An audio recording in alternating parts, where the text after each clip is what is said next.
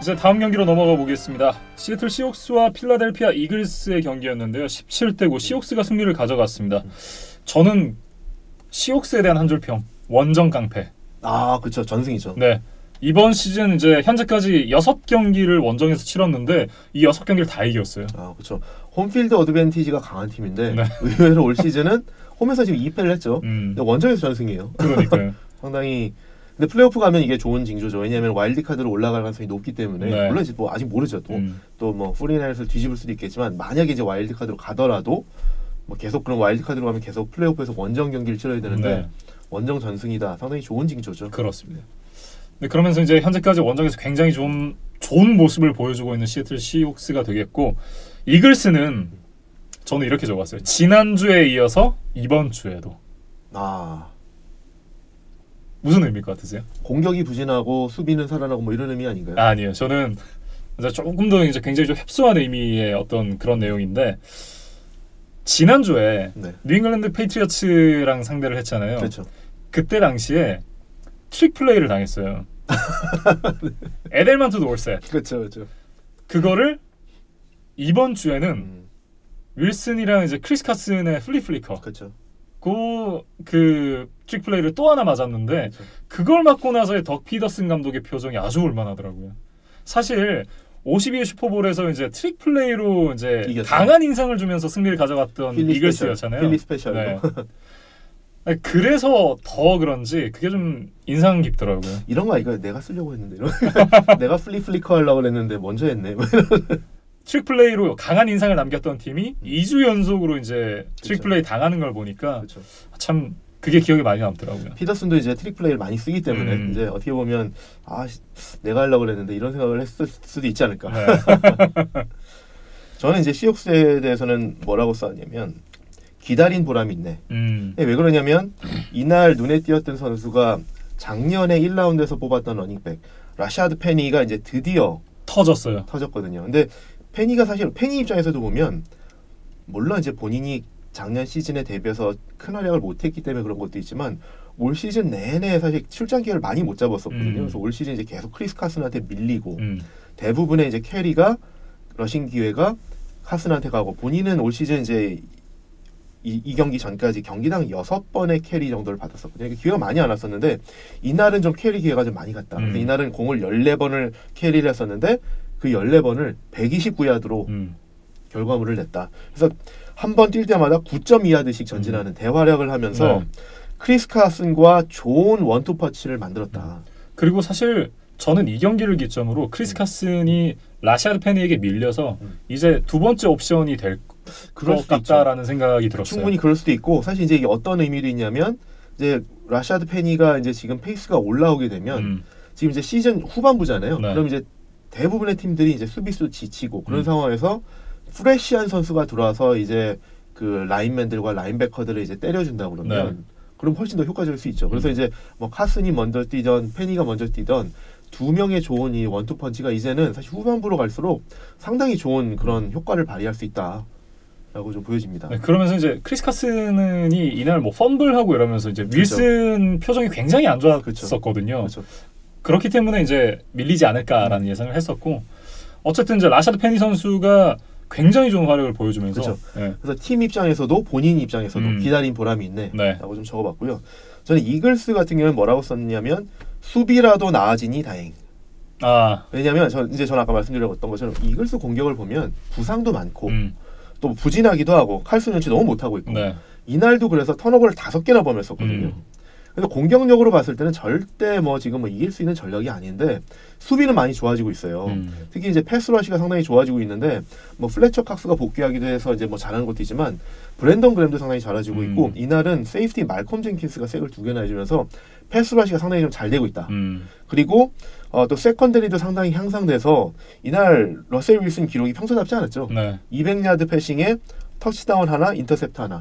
그래서 이글스 수비는 나름 잘 방어해줬거든요. 그렇기 때문에 사실 저희가 이제 시즌 초반에 계속 얘기했던 게 이글스 수비의 구멍은 세컨더리다라고 계속 말씀을 드렸었는데 최근 경기를 보면 뭐 페이트리어츠 상대를 했을 때도 그렇고 지금 러셀 윌슨을 상대할 때도 그렇고 세컨더리가 의외로 잘 수비를 해주고 있기 때문에 수비라도 나아지니 다행이다. 라고 저는 이렇게 적어봤습니다. 네, 이렇게 이제 시애틀 시옥스와 필라델피아 이글스의 경기를 좀 정리를 해보겠고요. 다음 경기는 이제 디트로이트 라이언스와 워싱턴 레드스킨스의 경기인데 이 경기 이제 워싱턴 레드스킨스가 모처럼 홈에서 승리를 거뒀어요. 시즌 2승째를 거뒀죠. 네. 그러면서 이제 드웨인 해스킨스가 데뷔 첫 승을 거뒀었죠. 그러면서 이제 저는 워싱턴 레드스킨스에 대한 한 줄 평이 사진 찍는 건 좋은데 그렇죠. 마지막 스냅을 못 해보고. 네, 마지막 스냅을 안 보고 팬이랑 사진을 찍고 있더라고요. 그렇죠. 셀피 찍느라고. 네, 이거는 사실 저는 팬이랑 사진 찍는 건 너무 좋은 일이라고 생각을 해요. 네, 그러면서 이제 그거에 대해서는 저는 그 얘기를 하고 싶지는 않은데 이게 경기가 끝나고 난 다음이었어야 되지 않나. 아무리 사실상의 승리를 거뒀다라고는 하지만 뭐 어떤 플레이가 어떻게 나올지 모르는 거고. 그렇죠. 경기가 끝날 때까지 정말 집중을 했어야 되는 게 저는 맞다라고 생각을 하고. 물론 이제 닐다운 하나라면 끝나는 상황이긴 하지만 경기 상황을 정확히 몰랐다는 거잖아요. 네. 그러니까 그만큼 이제 또 하나 이제 루키 미스테이크죠. 네. 저는 이제 레드스킨스에 대해서 저는 한 줄 평이 뭐냐면 제주는 곰이 넘고 돈은 주인이 받은 격.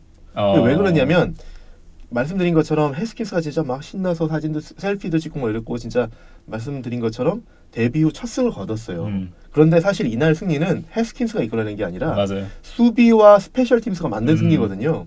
이날 수비가 인터셉션 3개 포함해서 턴오버 4개를 이끌어냈고요. 색도 6개나 했어요. 그러니까 상당히 수비가 그 라이언스를 완전히 압박을 했고 스페셜 팀도 91야드 킥오프 리턴을 터치다운 했거든요. 그러니까 사실 수비와 스페셜 팀이 거의 대부분을 해줬고 특히 이제 또 마지막 인터셉션으로 경기를 마무리까지도 해줬고 해스킨스가 이날 공격에서 자체적으로 만들어낸 득점은 6점이거든요. 필드골 2개거든요. 근데 이제 말씀하신 것처럼 신인이니까 또 그동안 못하다가 이제 첫 승을 했으니까 거기 이제 첫 승이 이제 도취된 거는 좋은데 너무 나랬다. 닐다운 하는 거를 까먹고 셀피만 찍고 있다라는 것은 조금 그랬다. 그래서 이제 본인이 너무 이제 막 도취돼서 승리에 도취돼서 그랬는데 결국 승리는 사실 수비와 스페셜 팀이 이끌어냈거든요. 맞아요. 그래서 저는 이제 그렇게 표현해봤습니다. 저는 사실 승리는 상대 팀에서 건네준 측면도 없지 않아 있지 않다라고 생각을 하고 있어서 라이언스의 한 줄 평. 저는 스카스 프라이드랜드. 무슨 의미냐면 이게 라이언킹 얘기인데요. 스카요. 스카 그 스카. 스카. 그러니까 라이언킹은 저는 개인적으로 이제 제 인생 영화 중 하나인데 어릴 때부터 너무 좋아해가지고 좋아합니다. 이게 형을 죽인 스카. 네, 무파사가 죽고 난 이후에 그 프라이드랜드를 스카가 테이크오버 하잖아요. 그러면서 이제 신바를 쫓아버리고. 그렇죠. 네, 그러고 나서 프라이드랜드가 완전 풀도 안 자르고 그 뭐 동물도 없고 물도 없는 완전 황폐한 땅이 돼버린단 말이에요. 그러니까 매튜 스태포드가 없는 디트로이트 라이언스가 딱 그 꼴이 아닌가. 무파사군요. 무파사인가요? 뭐 아무튼 스태포드가. 네. 그렇습니다. 상당히 지금 라이언스가 확실히 진짜 뭐 리시버들이 되게 좋고 한데 스태포드가 빠지면서 활용을 못하고 있어요. 지금 무용지물이 되고 있어요. 그러니까 호킨슨 이런 선수들 너무 좋은데 제대로 활용을 못해요. 그렇죠. 상당히 지금 아쉬운 부분이 있죠. 저는 라이언스에 대해서 뭐라고 썼냐면 눈높이 풋볼. 무슨 의미냐면 상대방의 수준에 맞춰서 경기를 하고 있다. 그러니까 못하는 팀을 상대로 했을 때는 못하는 팀 수준에 맞춰서 경기를 하고 잘하는 팀을 상대로 또 잘하는 팀 상대 또 그만큼 또 잘하거든요. 그러니까 잘하는 팀 상대로 잘하는 경기를 할 수 있는 기량이면 못하는 팀은 쉽게 이겨야 되는데 못하는 팀한테도 거의 맞춰서 그 정도 수준으로만 플레이를 한다. 그러니까 이제 지금 레드스킨스 같은 팀한테도 패하는데 올 시즌 보면 사실 강팀이라고 말할 수 있는 치프스한테도 잘하다가 4점 패. 4점 차로 패. 패커스한테도 1점 차로 패배했었잖아요. 그러니까 잘하는 팀하고도 그 정도로 할 수 있는데 또 못하는 팀한테 보면 지금 이제 레드스킨스한테 패했고 카디널스한테 역전패 같은 동점을 허용을 했고 그러니까 이런 거 보면 진짜 상대방의 수준에 맞춰서 눈높이를 맞춰주고 있다. 그래서 눈높이 풋볼이라고 저는 이제 적어봤습니다. 어떻게 보면 이제 대인배 풋볼이라고도 얘기를 할 수가 있겠는데요. 강한 사람한테 강하고 약한 사람한테 약하고. 그래서 저는 이게 약간 카우보이스도 약간 비슷한 면이 있어서 좀 상당히 좀 슬픈 부분인데 라이온스가 조금 더 이게 극명하게 나타나는 것 같습니다. 네, 그 얘기는 잠시 이따가 하도록 하고요. 다음 경기가 이제 세 번째 픽6 경기 오클랜드 라이더스와 뉴욕 제츠의 경기가 되겠습니다. 사실 이번 주 최고의 이변이었다 이렇게 좀 얘기를 할 수 있을 것 같습니다. 그렇죠. 이것도 이변이죠. 어쨌든 레이더스가 더 잘하는 팀이고 상승세였으니까. 그러니까 이긴 게 문제가 아니라 점수 차가 이게 사실 이제 오클랜드 레이더스가 처음에 필드골을 기록하면서 3대0 앞서갔는데 그 이후에 제츠가 단 한 점도 내주지 않고 34점을 연속으로 만들어냈어요. 그렇죠. 34대 3. 네. 박살을 냈죠. 이게 진짜 무슨 일인가요? 그렇죠. 물론 이제 러싱 수비가 리그에서 가장 강한 팀인 건 저희가 알고는 있었지만 이 정도로 상대를 완전히 봉쇄할 거라고는 생각 못했거든요. 그렇죠. 그런데 저는 이제 그거에 대해서 이제 두 가지 포인트를 좀 말씀드리고 싶은데 일단 그래서 이제 제츠 러싱 공격부터 러싱 수비부터. 네. 근데 이제 제가 계속 말씀드렸지만 지난주에도 말씀드렸지만 런 디펜스가 리그 1위다. 근데 이제 그게 스탯만이 아니라 그래서 스탯도 이제 경기당 79야드를 허용하는 강한 좋은 스탯도 가지고 있지만 상대했던 선수들을 보면 무시할 수 없는 것 같다. 상대했던 선수들이 닉 첩, 이지키얼 엘리엇, 레너드 포넷, 세이콘 바클리 이런 선수를 상대하면서 올린 기록이기 때문에 무시할 수 없고 또 그 실제로 그 선수들도 보면 디펜시브 라인과 라인베커들이 정말 이제 태클 풀 로스라든지 런 디펜스를 잘해주고 스트롱 세이프티 자말 아담스가 정말 플레이메이킹을 잘해준다. 그렇기 때문에 제츠의 그냥 그 표면상에 나타나는 모습만 보고 런 디펜스 이거 스탯이지라고 치부할 수 없다라고 말씀드렸는데 맞아요. 그랬는데 이 경기에서 다시 한번 입증했다. 왜냐하면 상대방 러싱이 좋은 팀이기 때문에 조시 제이컵스를 상대로 다시 한번 증명해 보였다. 그래서 이날도 조시 제이컵스가 보면 10번 뛰어서 34야드를 묶였거든요. 근데 그중에 15야드 런이 하나가 있기 때문에 그거를 뺀다 그러면 9번 뛰어서 19야드로 막힌 거예요.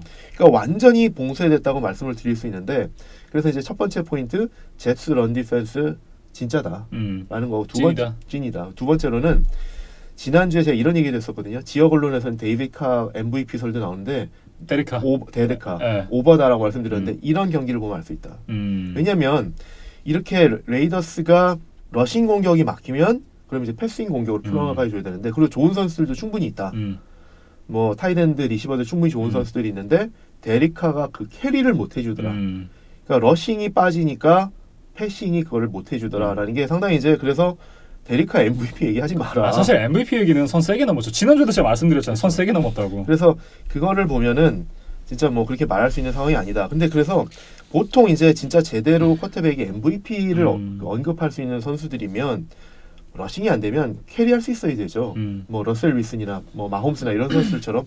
근데 이제 이날 제츠 경기도 그랬지만 올 시즌 레이더스의 경기들을 좀 보면 러싱 게임이 88야드로 묵혔던 바이킹스 경기, 그 다음에 93야드로 묵혔던 텍산스 경기 등에서 보면 카가 그 역할을 해줘야 되는데 그런 걸 못 해주더라. 그리고 심지어 러싱 공격이 잘 돼도 카가 승리를 못 이끌어줘서 패한 경기들이 있지.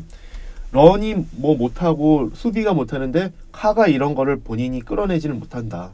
그렇기 때문에 카는 본인 역량 기준으로 했을 때 올 시즌 좋아진 거는 맞으나 아직 정상급 쿼터백이나 MVP 대열에 넣기는 좀 어렵다. 저는 사실 A급 쿼터백으로 보기도 어려운 것 같다라는 생각을 하거든요. 그렇죠. 그렇기 때문에 이제 사실 이제 이 경기를 통해서 다른 팀들 입장에서는 어떻게 보면 이제 레이더스가 만약에 플레이오프에 간다 그러면 레이더스를 상대로 막을 수 있는 위닝 포뮬러가 나왔다고도 볼 수 있다. 일단 자시 제이컵스를 먼저 막아라. 그래서 러싱 공격이 무력화되면 데리카가 혼자 캐리를 잘 못하더라. 라는 부분이 좀 이날 드러났다라고 말씀드리고 싶습니다. 사실 이제 굉장히 갈 길이 바쁜 레이더스가 이제 제츠한테 발목을 잡힌 격인데 헌터 램프로 선수가 부상으로 시즌 아웃이 예상된다 그래요? 그렇죠. 이제 헌터 램프로 같은 경우는 이제 신인 선수인데 그럼에도 불구하고 이제 중반 이후부터 상당히 기량이 좋아지면서 지금 뭐 성적으로 보나 팀의 위상으로 보나 지금 넘버 2 리시버로까지 올라가 있는 선수인데 이 선수가 빠진다 그러면 패싱 공격에 상당히 큰 타격이 될 것 같습니다. 일단은 이제 갈비뼈가 골절이 됐고 그 골절되는 과정에서 이제 조각이 폐 쪽을 찔러가지고 폐 구멍이 났다 그래요? 상당히 고통스럽겠네요. 네, 그러면서 이제 사실상 이번 시즌은 돌아오기 어려울 것 같다라는 얘기를 했는데 참 갈 길이 바쁜 레이더스가 제츠한테 발목을 제대로 잡혔습니다. 네. 제츠는 이제 수비에서는 이렇게 러싱 공격을 차단을 했고 이날 그 제츠 공격도 상당히 잘 됐어요. 그러니까 상대 공격을 압박한 다음에 수비가 먼저 역할을 해주니까 공격에서 샘 다놀드가 그걸 받아서 정말 멋진 플레이들을 많이 해줬거든요. 파켓에서 상당히 움직임이 좋았고 라비 앤더슨이나 라이언 그리핀에게 계속 좋은 패스를 성공시키면서 이날 300야드 이상의 패싱 기록을 뭐 쌓으면서 상당히 좋은 활약을 펼쳤고 또 저는 인상 깊었던 건 이날 한 명도 100야드가 그렇죠. 넘는 리시버가 없었는데 골고루 여러 명 한 9명, 10명 정도 됐던 것 같아요. 그렇죠. 여러 명의 리시버를 정말 골고루 패스를 분배를 그렇죠. 하면서 그 야드를 다 따냈거든요. 그렇죠. 그러면서 어쨌든 다놀드도 잘했고 리시버들도 전반적으로 어쨌든 골고루 활약을 해줬고 또 하나 눈에 띈 선수는 레이비언 벨. 레이비언 벨이 사실 제츠 온 이후에 사실 이럴듯한 활약을 보여준 게 없는데 네. 이날은 모처럼 러싱도 그렇고 리시빙도 그렇고 상당히 잘해줬다. 물론 이제 피츠버그에 있을 때만큼 활약은 아니었지만 제츠에 온 이후에는 리시빙이나 러싱 양면에서 가장 큰 활약을 한 게 아닌가라는 생각을 했습니다. 네. 그러면서 이제 지지난주죠. 지지난주에 이제 승리를 거뒀을 때 이 여세를 몰아서 이제 플레이오프에 한번 가보자 뭐 이런 얘기를 했었잖아요. 그쵸. 근데 그 발언을 한 이후에 2연승을 더하면서 지금 3연승이 됐어요. 3연승이 됐죠. 그래서 이제 플레이오프까지는 모르겠는데 이제 다음 두 경기가 신시내티 그다음에 마이애미거든요. 그러니까 5연승까지는 갈 것 같아요. 네. 그래서 그렇다 그러면 5연승에다가 마지막 남은 이제 3경기가 어디냐면 볼티모어 원정. 어렵죠. 피츠버그, 그다음에 버플로 원정이거든요. 이 나머지 3경기 중에서 하나만 이겨도 다행이 아니냐. 그렇게 되면 이제 7승 9패가 되기 때문에 플레이오프는 비현실적이다. 네, 사실상 쉽지 않죠. 근데 이날 경기 그냥 조금만 더 말씀드려보면 제츠 공격이 어느 정도까지 잘 됐냐면 제츠가 이날 처음 펀트를 했을 때가 이미 34대 3으로 앞설 때였다. 그러니까 그전에는 펀트를 하지를 않을 정도로 공격을 잘했다. 네. 그러니까 정말 올 시즌 우리가 알던 제츠가 아니었다. 뭐 얼마 전에 뉴잉글랜드 가서 유령 보고 그러던 제츠가 아니었다. 맞아요. 상당히 좀 달라진 모습을 보여줬습니다. 네.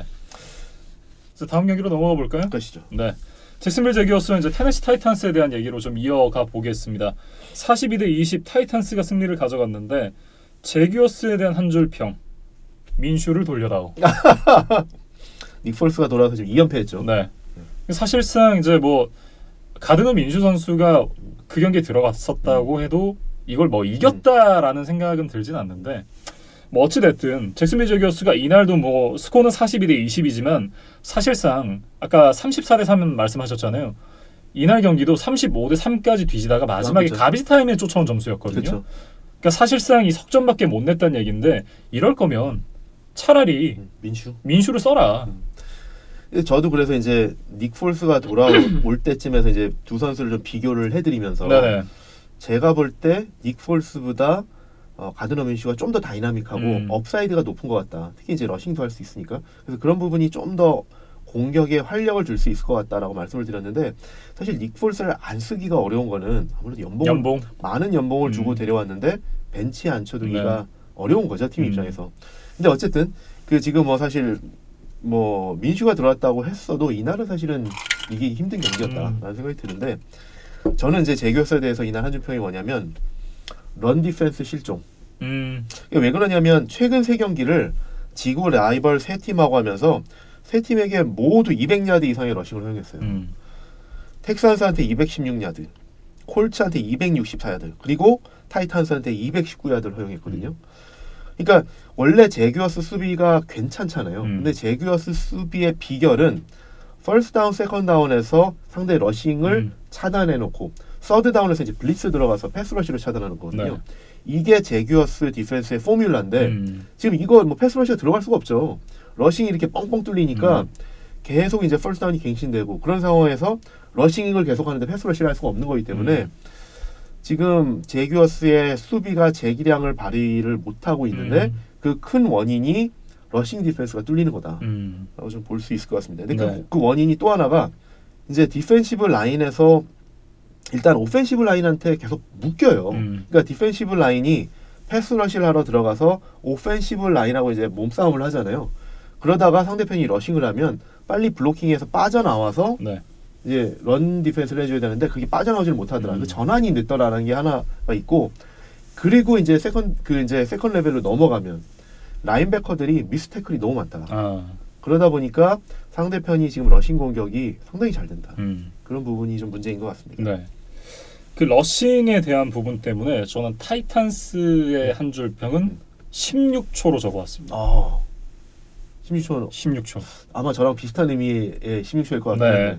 데릭 헨리 선수가 이날 이제 2개 터치다운을 기록하는데 필요했던 시간이 16초. 단 16초였습니다. 그렇죠. 네.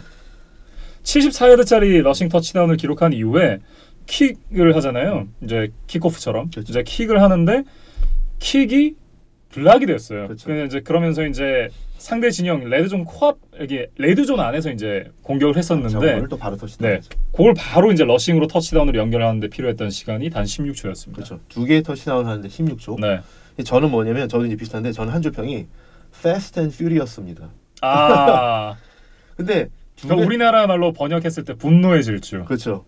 근데 이제 근데 영어 이제 그 제목은 Fast가 들어가잖아요. Fast and Furious인데 근데 말씀하신 것처럼 2개 하는데 16초가 걸렸고 조금 더 넓게 보면 3쿼터에 28점을 내는데 그 2개 포함해서 28점을 내는데 6분 16초 걸렸어요. 근데 그 과정을 좀 말씀드려 보면 일단 첫 번째 드라이브에서 이제 이게 첫 번째 터치다운하는 마지막 이제 득점하는 플레이 그때부터 네 번째 터치다운 할 때까지 이제 6분 16초라는 얘기인데 그 첫 번째 드라이브에서 64야드 드라이브를 테네힐의 1야드 터치다운 패스로 마무리를 했었고요. 그 다음에 바로 이어서 제규어스가 3앤아웃. 그래서 돌려받은 공을 한 플레이로 단 한 플레이로 말씀하신 것처럼 데릭 헨리가 74야드 질주를 터치다운을 했고 그 다음에 말씀하신 것처럼 이제 블락을 통해서 그 리커버리한 공을 또 다시 한 플레이 만에 7야드 터치다운 런을 헨리가 해냈고 그 다음에 제규어스가 또 다시 한번 3앤아웃. 네.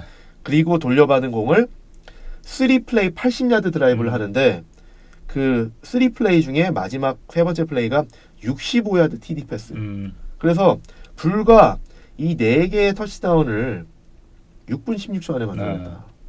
정말 그래서 이제 Fast and Furious라고 이제 표현을 했는데 정말 놀라운 득점력을 과시했다라고 좀 말씀드릴 수 있을 것 같고 재밌는 거는 이 타이탄스가 라이언 테네힐이 투입된 이후에 4승 1패예요.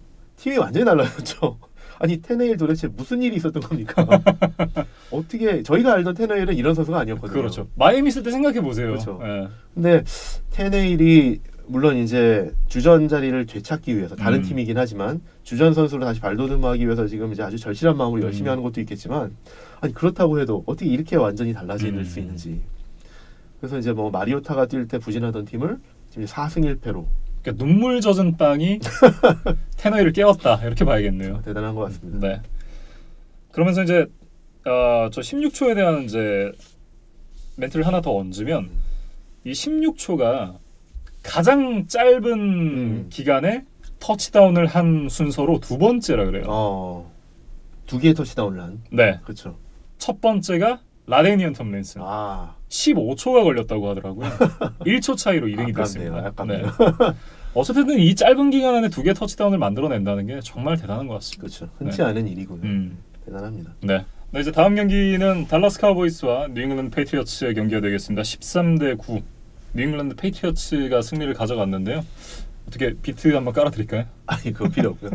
네, 경기 상황을 좀 바로 이제 말씀을 드려보면. 네, 일단은 사실 이 경기는 이제 저는 패트리어츠 팬이고 카우보이스 팬이시니까 카우보이스에 대한 얘기는 이진만 해설위원이 뉴잉글랜드 페이트리어츠에 대한 얘기는 제가 이런 식으로 좀 나눠서 해보면 어떨까요? 좋습니다. 한번 나눠서 해보죠. 그럼 제가 이제 카우보이스 얘기를 먼저 좀 해보면 이날 그 경기 상황을 좀 보면 춥고 그렇죠. 비가 오고 또 안개도 약간 끼었던 것 같고 맞아요.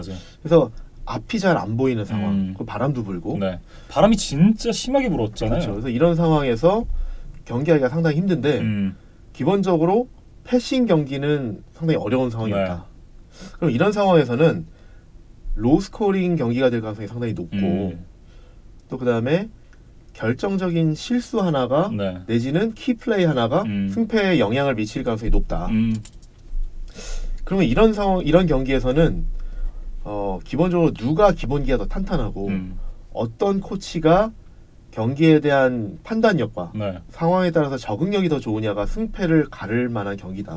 좀 말씀을 먼저 좀 드리겠습니다. 근데 이제 그래서 뭐 날씨가 이 정도까지 안 좋을지는 모르겠지만 겨울이 되면 뉴잉글랜드에서 이런 상황이 많이 연출되기 때문에 더군다나 이제 또 더군다나 원정을 오는 카우보이스 입장에서는 이런 환경이 익숙치 않을 거기 때문에 지난주 프리뷰할 때 이제 뭐라고 말씀을 드렸었냐면 일단 무조건 카우보이스는 턴오버를 최소화해야 된다라고 말씀을 드렸었거든요.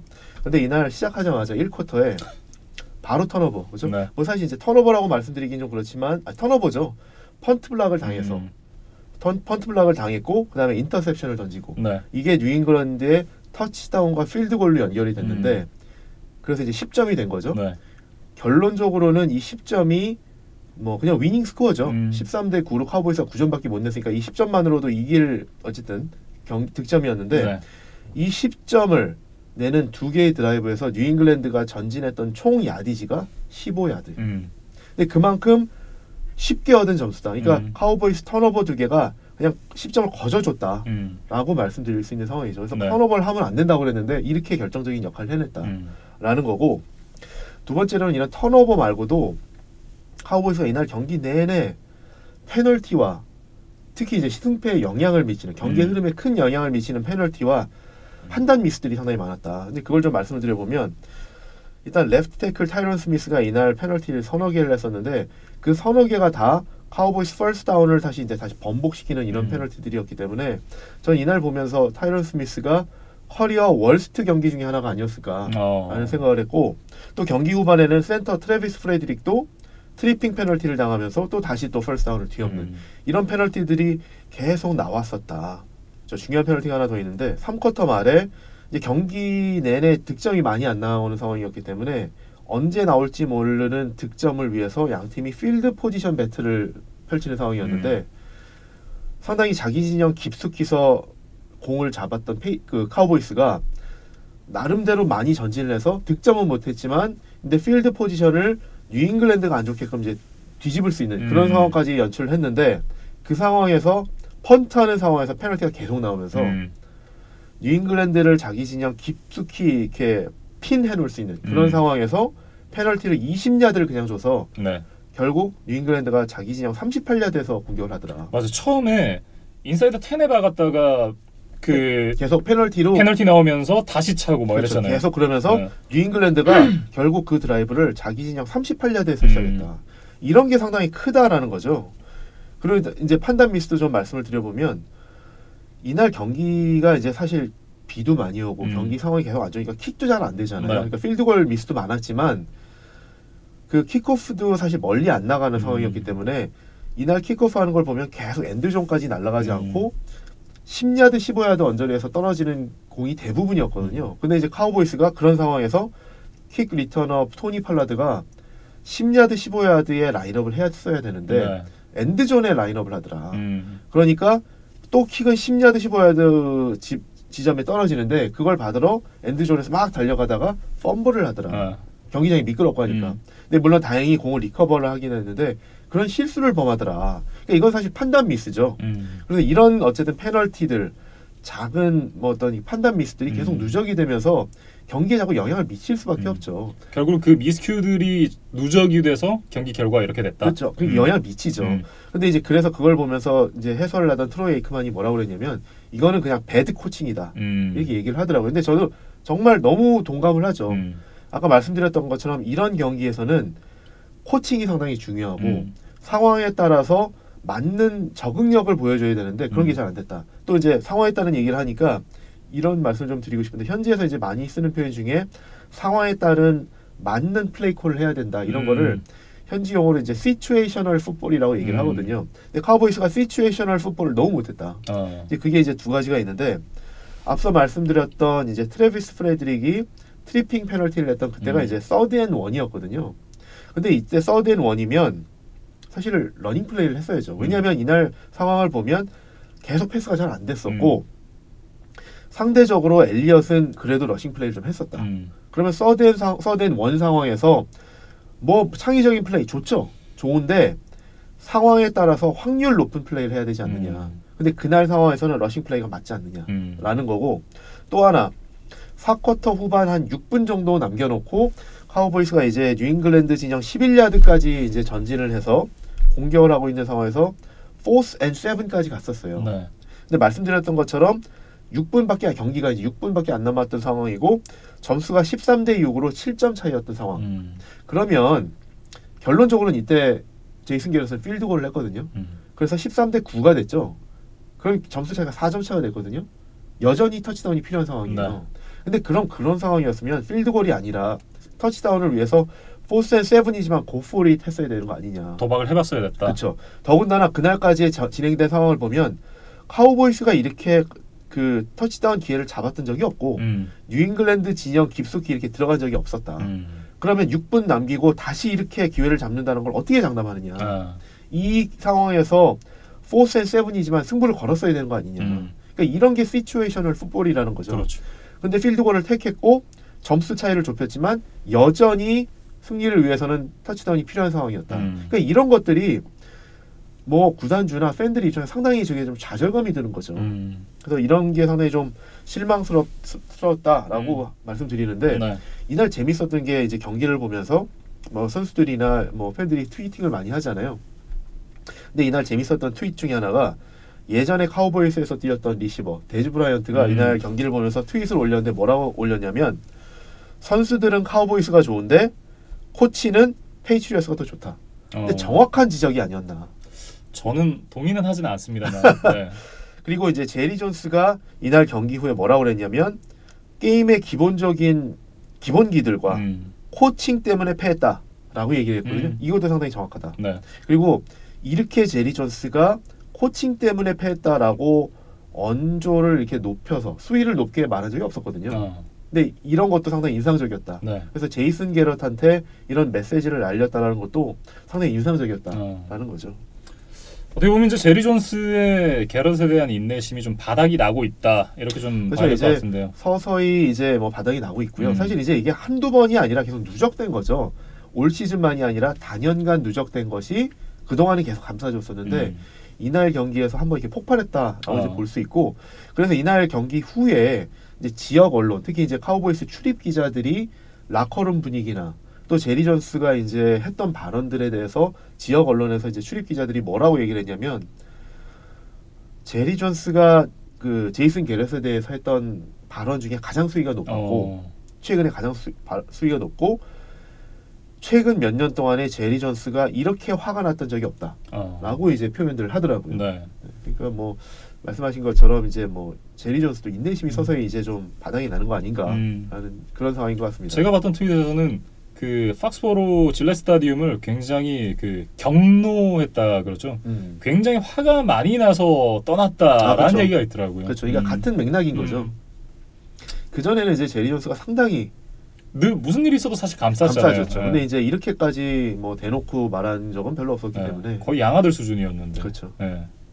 페이트리어스 관점에서 한번 좀 말씀해 주시겠어요? 네. 일단은 이 경기에서 아이자 윈 선수가 복귀를 했습니다. 그렇죠. 레프트 태클 아이자 윈 선수가 복귀를 하면서 일단은 뭐 경기 감각이 어땠는지는 뭐 정확하게 얘기를 하기 쉽지 않을 것 같아요. 왜냐하면 그렇죠. 일단 경기장 컨디션이 있으니까.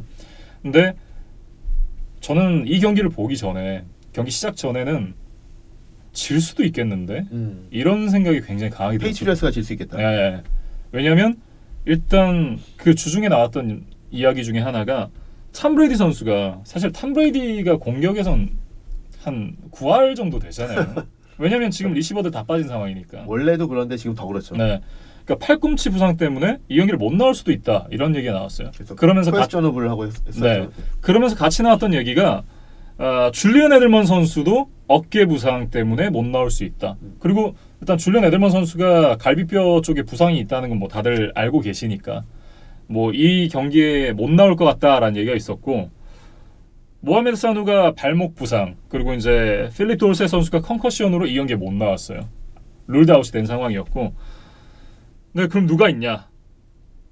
데뷔 두 번째 경기를 치르는 은킬 해리 참 긴 부상 끝에 지난주 이 데뷔전을 치렀고 그날 40야드였거든요. 그러니까 지난주도 사실 이렇다 할 활약을 보여주지 못했던 은킬 해리에다가 그리고 이제 자코비 마이어스 선수 자코비 마이어스가 이번 시즌 드래프트에도 뽑히지 않은 언드래프티드 루키거든요. 이 선수가 이 에델만 그리고 은킬 해리 그리고 이 선수까지 딱 3명이었어요. 와이드 리시버가. 그러면서 이제 이 선수들을 가지고 이길 수 있겠느냐. 왜냐면 올 시즌 내내 소니 미셸, 제임스 화이트, 러싱이 원활하지 않았으니까. 그러니까 잘못하면 지겠는데? 이런 생각이 들더라고요. 뭐 일단은 이겨서 굉장히 다행인 경기였고 내용에서 보면 이제 일단 은킬 해리가 그러니까 넘버원 코너백 바이런 존스가 따라붙은 상황에서 이제 코너 쪽에서 멋진 터치다운을 일단 성공시켰고 근데 그러면서 이제 앞서갈 수 있었는데 자코비 마이어스 선수가 의외로 좋은 활약을 보여주지 않았나. 물론 이제 여러 번 드랍도 있었습니다만 4번의 리셉션으로 74야드 기록했거든요. 그러면 사실상 이 선수한테 기대할 수 있는 부분은 충분히 충족시켜줬다. 그렇게 좀 봐야 될 것 같고 그러면서 이제 탐 브레이디 선수가 통산 75번째 다른 선수에게 터치다운 패스를 연결했습니다. 이게 또 그 부분 신기록이 됐고요. 그렇죠. 네. 일단 뭐 경기 내용적으로 봤을 때 공격은 사실상 말씀해 주셨던 대로 이제 뭐 수비가 만들어준 기회를 놓치지 않았다. 뭐 이런 정도였으면 결국 수비가 다 했던 경기 아니었나. 그렇죠. 네. 수비와 스페셜팀. 네. 그 중에서도 지난주에 그런 얘기 했었잖아요. 탐 브레이디가 우리의 강점은 수비와 스페셜팀이다. 이날도 딱 그랬죠. 네. 이날 경기 자체가 딱 그랬어요. 그러면서 수비팀 그 중에서도 스테폰 길모어가 정말 미친 듯한 활약을 보여줬다. 왜냐하면 아마리 쿠퍼를 꽁꽁 틀어 막았으니까. 넘버원 리시버를 빵 리셉션으로 막아냈다. 그렇죠. 그러면서 스테폰 길모어 선수가 이 경기까지 기록한 올 시즌의 스탯이 11경기 치르는 동안 53번밖에 타깃이 되지 않았고 그 중에서도 리셉션을 허용한 건 19개다. 36%. 그리고 이제 최근 3경기에서는 리셉션 허용이 단 하나도 없고. 네.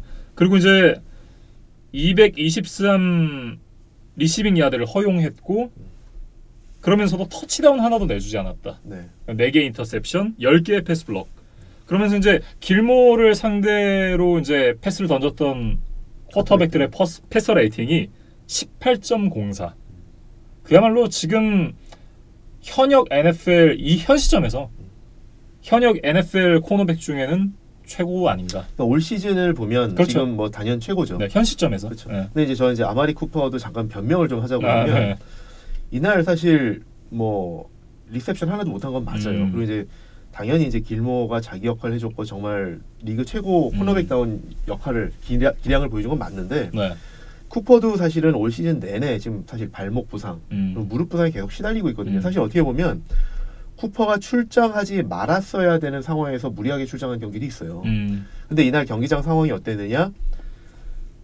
뭐 비가 상당히 많이 내리고 바람도 불고 그리고 그래서 이제 경기장이 상당히 미끄러운 상황이었기 때문에 리시버가 라우트 러닝을 하면서 이게 급격한 방향 전환을 하다가 안 그래도 발목이나 무릎 쪽에 부상이 있는 선수가 그 급격한 방향 전환을 하다가 라우트 러닝을 하다가 부상이 심화될 수 있는 상황이었거든요. 그렇기 때문에 쿠퍼도 조심해서 뛰었다. 그러니까 원래 본인이 날씨가 좋았다거나 아니면 부상이 없었으면 하지 않았을 플레이를 했다라고 저는 이제 말씀을 드리고 싶어요. 근데 네. 왜 이런 말씀을 드리냐면 분명히 저는 그렇게 어쨌든 그 쿠퍼가 이런 영향이 있었던 거는 인정을 해줘야 된다. 근데 이제 언론에서 이제 어떤 기사들이 나오냐면 이날 프레스캇이 성공한 패스가 쿠퍼보다 길모어한테 패스를 성공한 게 더 많다라는 기사가 있었거든요. 근데 그건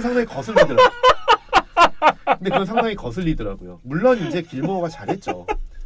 잘했고 인터셉트도 잘했는데 그 사실 인터셉트 당했던 그 패스는 프레스캇의 잘못이었어요. 패스가 부정확하게 갔고 쿠퍼가 사실 진짜 날씨만 좋았더라도 덜 조심스러운 플레이를 했을 거다. 근데 저는 이날은 어쨌든 쿠퍼가 조심스러운 플레이를 하는 게 맞다고 봐요. 그리고 실제로 그렇게 했고 네. 그랬기 때문에 더 이제 제로 리시빙으로 맡긴 거지만 만약에 이날 날씨 안 좋고 경기장 미끄러운데 부상이 심화됐다고 그러면 장기적으로 봤을 때 팀한테 더 안 좋은 영향이 있다. 어느 정도 쿠퍼가 좀 몸을 사리는 게 맞았다라고 저는 말씀드리고 싶습니다. 네, 변명 잘 들었고요. 아니 근데 뭐 그렇다고 하더라도 일단 스테폰 길모가 최고의 인정. 활약을 보여줬다. 그건 인정. 라고 이제 말씀을 드려야 될 것 같고 이날 사실 저는 하프타임 쇼가 굉장히 재밌었거든요. 이날 이제 그롱크가 그 현지 이제 중계 하프타임 부스에 그쵸. 들어와가지고 진행자 그런 질문을 했어요. 두 팀 공격이 전반전 모두 부진했다. 이게 날씨 때문인가 아니면 이제 상대편 수비 덕분인가 뭐 이런 질문을 던졌는데 크롱크가 그에 대한 답변을 이렇게 했습니다. 둘 다 영향을 끼치고 있는 것 같다. 근데 이렇게 엄청난 날씨 속에서 좋은 수비는 대단한 수비가 될 필요가 있다. 예. 그러면서 이제 이 날씨가 패트리어츠에게 굉장히 유리한데 비가 오든 눈이 오든 이제 화씨로 하면 이제 그때 이제 정확하게 했던 얘기가 화씨로 100도든 0도든 그러니까 100도가 37도 섭씨로 이제 0도가 마이너스 15도 정도 되거든요. 그러니까 어떤 조건이든 이게 뭐 설사 블리자드가 온다 그래도 코치 벨리책이 제 시간에 선수들 불러 모아가지고 훈련할 거다 야외에서. 근데 댈러스에 비 조금 오고 눈 조금 오고 하면 제리 존스가 실내 훈련장에 와가지고 너희들 오늘 이런 날씨에서 훈련할 수 있겠니? 이럴 거라고. 상당히 친절한데요? 친절한 제리 씨. 그러면서 이제 이런 날씨가 패트리어츠에게 굉장히 유리하게 작용을 하고 있고 그러면서 현재까지 댈러스 카우보이스를 굉장히 혼내주고 있다. 그렇죠. 그렇기 때문에 이제 사실 홈필드 어드밴티지라고 부르잖아요. 그러니까 특히 이제 겨울에 이제 날씨가 더 그 힘든 여건이 되면 또 이제 플레이오프에 가서 이런 상황이 되면 당연히 이제 이런 것들이 상당히 홈팀에게 유리하기 때문에 그렇기 때문에 이제 홈필드 어드밴티지라고 부르는 거죠. 그렇죠. 더군다나 이제 질레트 스테디움 같은 경우에는 날씨도 춥지만 이날은 비가 왔지만 플레이오프 갔을 때는 눈이 내리고 이러면 홈팀은 거기서 연습을 하고 훈련을 하고 익숙해지지만 거기에서 적응이 안 됐던 익숙하지 않은 원정원 선수들한테는 상당히 불리한 거죠. 그렇죠. 굉장히 좀 힘들 수가 있기는 한데 어쨌든 뭐 이날 경기 자체도 뭐 댈러스가 사실은 이길 수 있는 절호의 찬스가 아니었나. 그렇죠. 네. 그러니까 이렇게 뉴잉글랜드가 공격력이 안 좋은 상황, 더군다나 이제 부상 선수도 많아서 공격이 안 되는 상황이었고 날씨로 인해서 양 팀의 어쨌든 전력 차이가 기존에 있더라도 어느 경기나 사실은 그 날씨가 안 좋으면 전력 차이가 줄어들거든요. 네. 근데 그런 상황에서 사실 대등한 경기를 펼치긴 했는데 중요한 플레이 몇 개가 승부를 갈랐잖아요. 네. 그러니까 이런 상황이 역시 페이트리어스는 강팀이고 카우보이스는 아직 그런 얘기를 듣기가 좀 부족하구나라는 걸 좀 보여주는 거라고 말씀드릴 수 있죠. 그러니까 대표적으로 저는 아까 말씀드렸던 것처럼 중요한 상황에서 키플레이 몇 개가 경기를 갖는다라고 말씀을 드렸는데 딱 그런 것이 말씀드렸던 것처럼 초반에 나온 턴오버, 펀트 블락을 한 거를 필드골이 아니라 터치다운으로 마무리했잖아요. 아마 그 상황에서 필드골로 그냥 마치는 팀들이 꽤 될 거예요. 근데 그렇게 중요한 상황에서 잡은 좋은 기회를 뉴잉글랜드는 그 기회를 놓치지 않고 터치다운으로 하더라. 이게 결국 승부를 갈랐거든요. 그렇죠. 그러니까 이런 거를 보면 기본적으로 기본기가 탄탄하고 훈련이 잘 돼 있고 코칭이 잘 돼 있다. 그러니까 이런 것들이 사실 강팀의 면모인 거죠. 네. 그래서 강팀이 댈러스 카우보이스를 이겼다. 조금 더 강한 팀이 이겼다. 근데 선수들은 아까 데지 브라이언트가 말한 것처럼 카우보이스가 더 좋은 것 같은데 아쉽네요. 저는 그 의견에 정말 동의를 하지 않는 게 수비? 아니 댈러스 카우보이스 선수들이 나쁘다는 게 아니라 저는 댈러스 카우보이스 선수도 되게 좋다라고 생각을 하거든요. 뭐 디마커스 로렌스라든지 라이튼 밴더 애쉬 뭐 이날은 못 나왔지만 이런 선수들이 정말 좋은 선수라고 저는 생각을 하는데 사실 수비만 놓고 봤을 땐 뉴잉글랜드 페이트리어츠가 오히려 저는 뭐 코너나 이런 게 훨씬 낫지 않나. 뭐 그렇게 따지면 저희도 제이슨 맥코티 못 나왔거든요. 그렇죠. 네. 뭐 그런 것까지 감안을 한다 그러면 사실상 선수들이 누가 더 좋다라고 얘기를 하는 건 저도 그렇고 이진만 위원도 그렇고 이건 사실 그 팔이 안으로 굽는 거 왜 아니 근데 그거밖에 안 되거든요. 이렇게 말씀드릴게요. 사실 뭐 두 팀 다 선수들 좋죠. 그래도 올해 사실 카우보이스가 더 실망스러운 이유는 이렇게 좋은 선수들 가지고 못 이긴다는 게 아쉬운 거죠. 근데 그래서 이렇게 말씀드릴게요. 저는 이제 데스 브라이언트 얘기 중에 동의하는 건 뭐냐면 코칭 스텝이 뉴잉글랜드가 훨씬 낫다. 그러니까 제가 아까 처음에도 말씀드린 것처럼 이런 경기에서는 이런 날씨에서 사실 경기하기가 힘들고 이런 상황에서 기본기가 누가 탄탄하냐. 누가 코칭 스텝이 더 좋으냐. 그래서 상황에 따라서 적절하게 시츄에이셔널 풋볼을 더 잘하느냐. 이게 더 중요하다. 근데 그런 면에서는 확실히 페이트리어스가 앞선다라는 거죠. 사실 이제 홈이긴 했지만. 그러니까 말씀해 주셨던 부분들이 이제 선수들이 더 좋다는 부분을 탐 브레이디를 감안하지 않고 얘기를 하면 사실 그렇죠. 고튼데. 그러니까 물론 탐 브레이디를 제외하고 나머지 뭐 러닝백들이라든지 와이드 리시버들이라든지 이런 선수들을 비교를 하면 사실 무게감이 더 떨어지는 건 맞긴 맞죠. 이제 브레이디도 이제 정상급 기량은 아니니까 예년에 비해서. 그렇죠. 근데 이 경기는 사실 탐 브레이디의 어떤 뭐 부진이라던가 이런 걸 얘기를 할 수 없는 게 일단 드랍이 너무 많았고 그리고 이제 실패했던 패스들이 뭐 이제 색에서 벗어나기 위해서 그냥 던진 패스들, 바깥으로 던진 패스들 그리고 또 하나가 왜 기억나세요? 마지막에 클락 태우려고 높이 던진 패스 있잖아요. 근데 사실 그것도 스마트한 플레이죠. 빵초가 됐어야 되는 건데 시간이 1초에서 안 떨어지더라고요. 1초가 한 3초 되는 줄 알았어요, 저는. 상당히 스마트한 플레이죠. 그러니까 그런 패스들이 섞여 있기 때문에 컴플리션 퍼센티지가 떨어지는 거지. 근데 뭐 날씨나 이런 부분들을 감안한다면 패스들은 상당히 정확했다. 왜냐면 오버스로우나 이런 게 거의 없었고 정말 손에 갖다 주는 패스였는데 이날 날씨 때문에인지 뭐 어쨌든 드랍하는 장면들이 꽤 나왔어요. 그 드랍 잘 안 하는 줄리안 에들먼도 드랍을 할 정도였으니까. 근데 이날은 드랍이 있을 수밖에 없죠. 날씨 워낙 때문에. 이제 비가 오고 미끄럽고 하니까 던지는 사람도 미끄럽고 받는 사람도 미끄럽죠. 그래서 이날 사실 프레스카도 장갑을 계속 바꿔 끼고만 이랬었어요. 맞아요. 그런 부분들이 사실 그러니까 말씀드리는 게 꼭 이 두 팀 아니래도 날씨가 이렇게 되면 약팀한테는 기회다. 왜냐하면 그렇죠. 이런 것들이 전력 차이를 줄여준다. 근데 이제 그런 부분에서 사실 제리 존스가 더 분노했을 거예요. 네. 왜냐하면 뭐 두 팀의 전력 차이가 있다라고 봤는지 없다라고 봤는지 모르겠지만 이렇게 날씨 덕분에 대등한 경기를 할 수 있고 뭐 데지 브라이언트가 말하는 것처럼 충분히 이제 카우보이스 입장에서는 본인들이 선수가 더 좋다라고 생각을 할 수 있는데 어떤 멘탈 에러, 그다음에 코칭 스태프의 적절하지 못한 그런 어떤 플레이콜 이런 것들 때문에 패했다라고 생각하면 상당히 화가 나는 거죠. 저는 거기다 쿼터백 운영도 있다고 봐요. 그러니까 마지막에 그런 플레이들, 그러니까 그렇죠. 뭐 투미니 드라이브 뭐 이런 부분들이 그렇죠. 스마트한 게 분명히 있죠. 그런 부분들의 차이와 말씀해주셨던 이제 코칭 스태프들의 어떤 그런 차이. 벨리책과 게렛의 차이가 엄청나죠. 그거는 거의 하늘과 땅 정도 차이가 나지 않나. 하늘만큼 땅만큼. 근데 이제 게럿 얘기가 나왔으니까 그냥 저는 이제 한 말씀만 더 드리면 이번 주에 이제 아마도 제리 존스를 더 분노케 한 거는 이번 주에 이제 어떤 얘기가 나왔냐면 물론 이제 루머일 수는 있는데 제이슨 게럿도 이제 본인도 이제 자기가 위기감을 느끼니까 그렇겠지만 뉴욕 자이언츠와 컨택한다는 얘기가 나왔어요. 아, 저 트위터에서 봤어요. 근데 이제 이게 무슨 얘기냐면 뉴욕 자이언츠는 지금 성적이 워낙 안 좋으니까 양 팀 다 감독이 올해 시즌 후에 해임이 된다 그러면 자이언츠가 게럿을 데려갈 수 있다. 근데 이게 사실 뭐 데려간다고 하면 저는 기꺼이 데려가라라고 말씀을 드리고 싶지만 굳이 저는 사실 굳이라는 생각이 좀 들어요. 근데 이제 문제는 이거죠.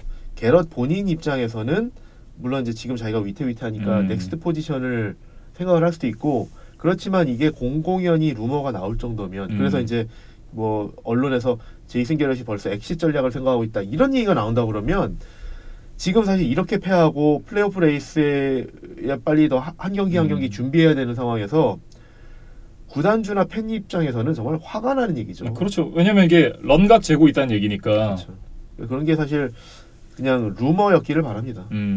뭐 어찌 됐든 이제 제리 존스 구단주의 인내심이 조금씩 바닥이 나고 있고 제이슨 게럿의 어떤 그 양아들로서의 이제 시대는 거의 끝이 보이지 않나. 물론 지금 이제 경기 직후의 반응이니까 더 이제 격할 수도 있는데 사실 두고 보긴 해야 돼요. 왜냐면 이제 나중에 이제 플레이오프까지 아직 시간이 좀 있고 막판에 이제 턴어라운드를 해서 물론 지금도 플레이오프 기회가 있지만 턴어라운드에서 플레이오프 가서 더 잘한다. 그리고 뭐 슈퍼볼까지 간다. 그러면 또 해임하기 또 어려울 수도 있습니다. 그 희망사항이신 것 같은데요. 네, 아무튼. 아니 근데 제가 이런 말씀 하나 드리면 오늘 저는 근데 그런 생각이 들어요. 왜냐면 어차피 올해가 쉽지 않으니 그러니까 올해 마이애미처럼 탱킹을 해라? 아니 탱킹을 하라는 게 아니라 그러기에도 늦었어요. 아니 그게 아니라 차라리 우승에 대한 희망을 버리고 제이슨 게럿을 확실히 이번 시즌에 정리를 하는 것도 나쁘지 않겠다라는 생각이 들기는 해요. 그러니까 이런 거죠. 그런 마음은 항상 있어요. 항상 있는데 그래도 기적적으로라도 이기면 그게 좋은 거죠. 아, 그렇죠. 그러니까 그런 마음은 탈락하기 전까지는 버릴 수가 없죠. 그 희망의 끈은 놓을 수가 없죠. 근데 아직도 기회가 있고 지금 사실 이 조가 카우보이스가 속해 있는 NFC 이스트 이 지구가 지금 사실 9승만 해도 우승할 수 있을 것 같거든요. 그렇죠. 약간 마카마카의 지구죠. 그렇기 때문에 플레이오프는 갈 가능성이 상당히 높다라는 거죠. 근데 이제 플레이오프를 가는데 어떤 상태로 가느냐. 지금 이 상태의 모습으로 간다고 사실 큰 의미는 없을 것 같다. 그런데 막판에 분위기를 타서 모멘텀을 타서 올라가서 무섭게 이제 기세를 발휘해서 슈퍼볼까지 간다. 또 우승까지 한다. 이러면 제이슨 겔의 사랑이죠. 그래서 그거는 그때 상황 보고 얘기하지. 아직은 그 포기하기 이르다. 그러니까 물론 마음속에는 정 안 되면 뭐 새로 시작할 수 있는 거죠. 코칭 스태프를. 그런데 그 전에 완전히 확정이 되기 전까지는 뭐 지금 더군다나 플레이오프 가능한데 그걸 포기할 수 없다. 그런 거죠. 알겠습니다. 네. 네, 뭐 이제 뉴잉글랜드 페이트리어츠도 좀 정리를 해보면 이 경기를 승리를 하면서 이제 뉴잉글랜드 페이트리어츠가 17시즌 7시즌도 아니고 17시즌 연속으로 10승 이상 시즌을 만들어냈습니다. 이게 종전 기록이 나이너스의 16시즌 연속이거든요. 그러니까 신기록을 또 하나 뉴잉글랜드 페이트리어츠가 작성을 하게 됐습니다. 이번 뉴잉글랜드 다이너스티가 그래서 이제 가장 꾸준하고 오래 가면서 뭐 우승도 물론 제일 많이 했지만 꾸준히 잘하고 오래 간다. 이게 사실 그래서 지금 뉴잉글랜드 페이트리어스 다이너스티가 나오기 전까지는 역대 최고의 다이너스티가 누구냐 이런 뭐 논란도 많았는데 논쟁도 많았는데 지금 뭐 그 논쟁은 이제 의미가 없어요. 논쟁이 종식됐죠, 사실. 의미가 없어요. 뭐 이런 다이너스티를 또 볼 수 있을까라는 생각도 하게 합니다. 네. 벨리체크 감독이 정말 무서운 게 이번에 NFL 100 그 올타임 팀 저 선정위원이잖아요. 그렇죠. 근데 거기 들어가면서 옛날 선수들에 대한 필름을 계속해서 돌려보는데 그게 본인한테 굉장한 공부가 되고 있다 이런 얘기를 했어요. 옛날 것들 다 보는 거죠. 네, 그러면서 자기한테 굉장한 영감을 준다 그런 얘기를 했더라고요. 근데 진짜 그럴 수밖에 없는 게 그 좋은 선수들 것만 보는 거잖아요. 네. 그리고 좋은 감독들 것만 보는 거니까 이게 사실 온고지신이잖아요. 그렇죠. 그러니까 물론 새로운 게 계속 도입되곤 하지만 빨리 변하고 새로운 게 자꾸 도입되다 보면 예전 게 달라지는 기술로 또 도입될 수도 있는 거죠. 그러니까 유행은 돌아오는 거고 그리고 어쨌든 클래식은 클래식이니까. 그렇죠. 그래서 예전에 통했던 전략 중에 지금 안 쓰는 거를 다시 쓸 수 있는 거죠. 네. 그러니까 뭐 본인이 또 몰랐던 것도 있을 수 있고 그러니까 분명히 본인도 학습 효과가 있겠죠. 네. 근데 그러면서 이제 또 한번 달라지는 부분들에 대해서 기대를 하게 만들더라고요. 네, 알겠습니다. 네. 사실 이제 지난 주차들에 비해서 제가 이진만 의원을 좀 너무 덜 놀리고 넘어가는 감이 없지 않아 있기는 한데 그래서 다음 경기로 넘어가 보도록 하겠습니다. 뭐 기본적인 예의죠. 뭐 원래 그 필드에서 승패 후에 만나서 악수를 하는데 놀리는 거는 말이 안 되죠. 도리가 아니죠. 네. 어떤 이제 관용이라 관용이 아니라 스포츠맨십이죠. 스포츠맨십. 알겠습니다. 경기 끝나고 중앙에서 만나서 감독들끼리 놀리는 거 보셨어요? 그러면 주먹 싸움 나요. 알겠습니다.